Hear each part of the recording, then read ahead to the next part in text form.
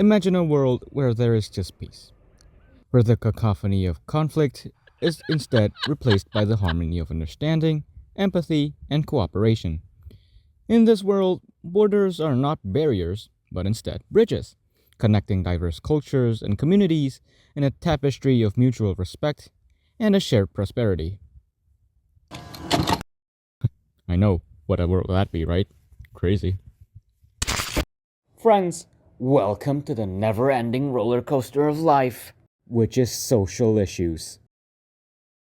We're living in a world of BLM versus ALM, a world where women are often denied the right to make their own choices regarding their reproductive health, a world where a group of people are actively being destroyed while the governments continue to deny it. A grim reality indeed. Social issues are problems and challenges that exist in society and can affect large groups of people. They can often stem from economic, political, or cultural factors, and can overlap in seemingly complex ways. These issues can have huge impacts on individuals, communities, and society as a whole. So, when we talk about social issues, we're referring to the problems, challenges, and imbalances that needs to be addressed and solved to create a more just and fair society for everyone.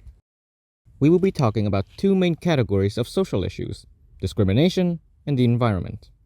When it comes to discrimination, it can occur to a variety of people, either because of their gender, sexual orientation, race, or financial status. The LGBTQ community in specific. The Center for American Progress reported that half of LGBTQ members reported experiencing discrimination in areas such as the workplace or housing. Let's briefly have a look into LGBTQ history.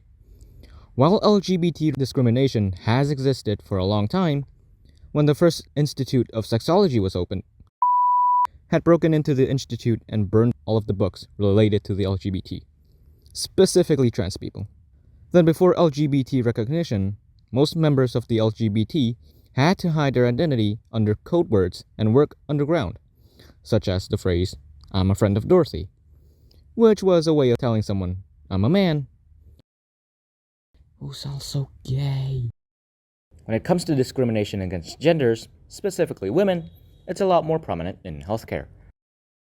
According to the National Institute of Health in America, before 1986, women hadn't even been included in medical research, meaning that research towards women's health is still rudimentary compared to men's health.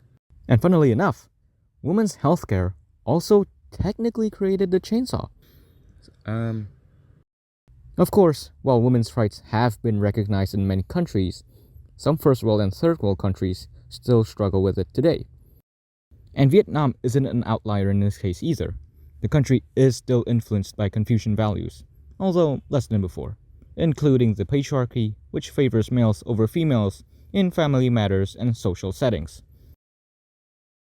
Moving on to the second social issue, the environment. Environmental issues are the set of challenges and problems facing Earth and its natural systems.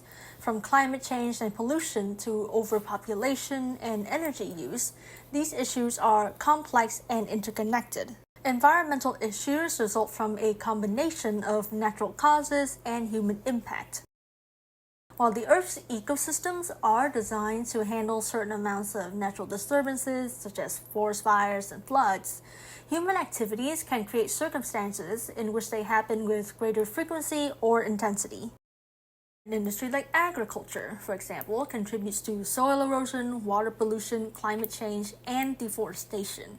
The pesticides used in promoting plant growth can run deep into soil and water, poisoning the organisms that feed in the soil and making the soil uninhabitable, while also unable to host any plants because guess what? They rely on the organisms. Wow. There's also human waste and trash that contribute to polluting the environment by allowing chemicals to leach into the soil and the bodies of water. And oil spills have a large impact on marine life, such as loss of habitat. The oils that come into contact with animals like birds will cause them to be weighed down and struggle to fly away, while also absorbing the oil into the body. All these issues cause animals to be killed by pollution within their natural habitat, seeing as they could unknowingly ingest oils and microplastics in the environment, like the turtle death statistic of dying to plastic. Seriously, over 1 million turtles die because of plastic.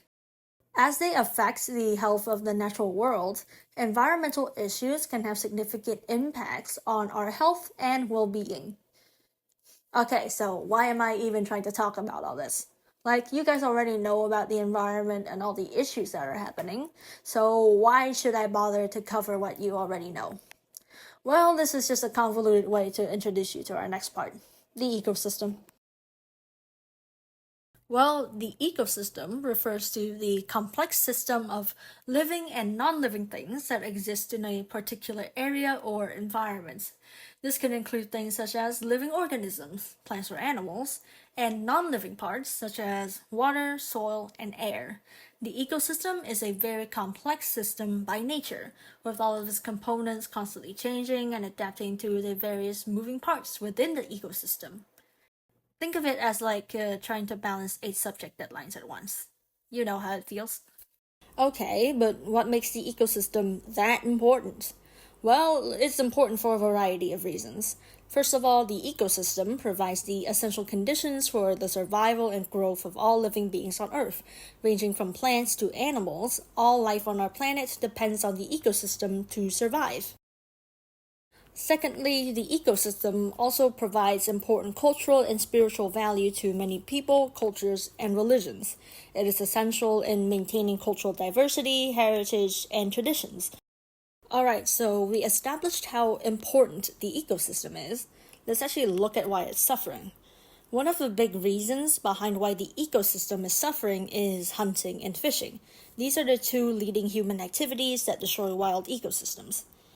Overhunting, for example, can decrease species diversity, leading to uneven population growth across species.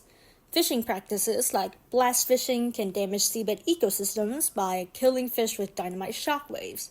And a common practice in the commercial fishing industry is trawling, specifically bottom trawling, which stirs up the water in a way that increases sediment and blocks sunlight, creating ocean dead zones. Land use change also brings extreme harm to the ecosystem. Pollution plays a big role in introducing degradation into a habitat. Alright, we've run through the reasons. Let's talk consequences.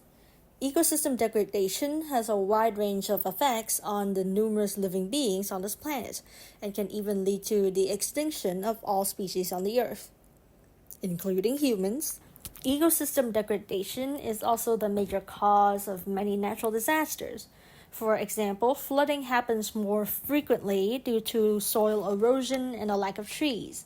The melting of glaciers in both the North and South Poles have resulted in rising sea levels, which is the main culprit behind tsunamis and mega tsunamis.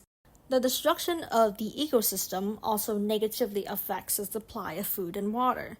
By degrading agricultural lands and water sources through deforestation, soil erosion, poor wastewater treatments, and more, it results in reduced crop yields, livestock production, and fish stocks, which potentially causes food scarcity. Of course, global warming is one of the most pressing consequences of ecosystem destruction. When forests are cut down for industrial activity, there are more greenhouse gases released into the air. As a result, the temperature is rising considerably, becoming too much for living things to bear. Well, I scared you enough with all this mumbo-jumbo about human activities and ecosystems and yada yada yada. You're probably yawning by now. Well, too bad. I'm putting you to sleep. Let's talk about what we can do to help preserve the ecosystem. One of the ways to do this is to follow the 3 R's, of course. That's short for reduce, reuse, and recycle. There's also volunteering. Volunteering means you're going to do something in the efforts to better your community and cleaning your city through cleaning, obviously enough. One of the most important ways to preserve the ecosystem is by planting trees and conserving water, which also contributes to preserving the ecosystem. The end.